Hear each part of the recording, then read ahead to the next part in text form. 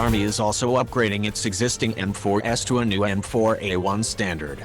The upgrade consists of new fire control group that replaces 3-round burst fire mode to full automatic, along with an improved trigger and a heavier barrel for longer, more sustained fire before overheating.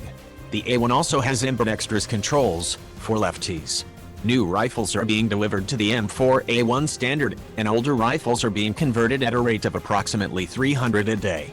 The U.S. Army is an armed force with a truly global reach.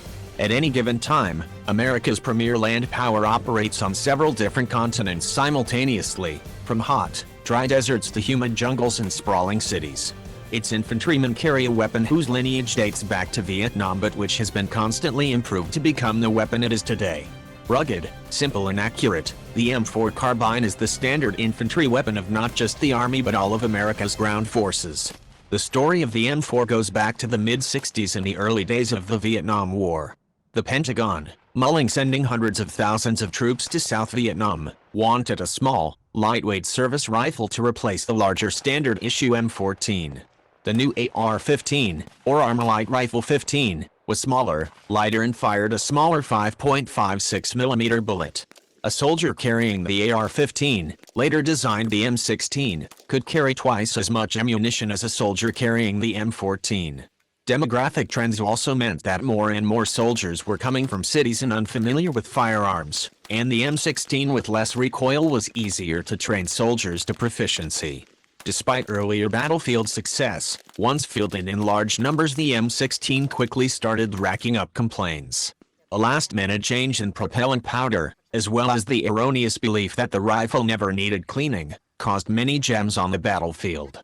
Although the problems were eventually sorted out and an improved version, the M16A1, was fielded in 1967, the weapon developed a reputation as being an unreliable weapon.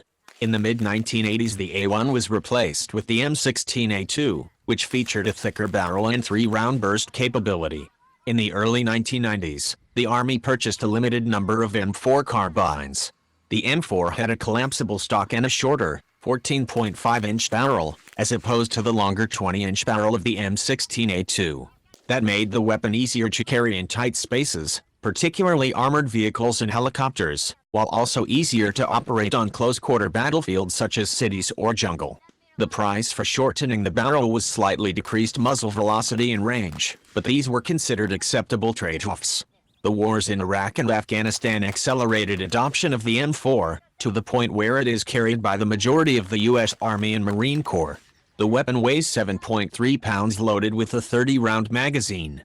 Infantry and other combat arms typically carry an M4 with a series of authorized add-ons, including aim-point red dot sights, tragic and ACOG fixed-power rifle scopes, foregrips, laser designators and the M320 underbarrel grenade launcher. This can easily push the weight of the weapon up to 9 pounds and beyond. While heavier, this is still short of the World War II-era M1 Garand rifle, which weighed 11.2 pounds.